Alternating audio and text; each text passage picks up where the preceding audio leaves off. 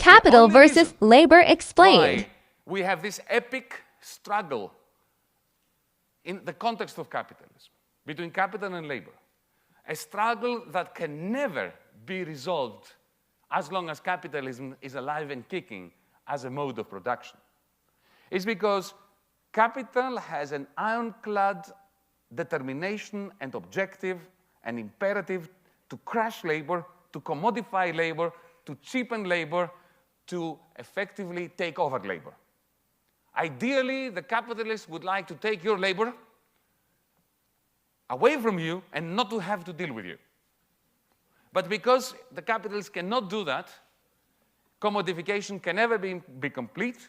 The fact that commodification can never be complete is what gives value to commodities. And the more successful capitalism is at commodifying human beings, the greater the crisis of capitalism.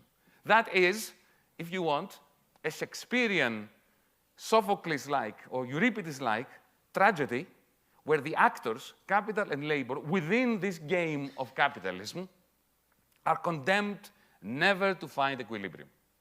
It is a profoundly, deeply disequilibrium process.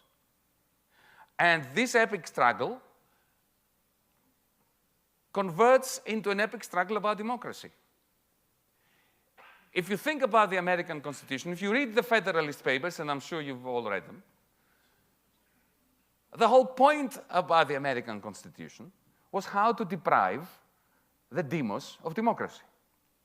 How to make sure, through representative democracy, that the hoi polloi, the plebs, are kept away from the levers of political power, but they lent their legitimacy, or they lent legitimacy to political power through consent, through manufacturing their consent.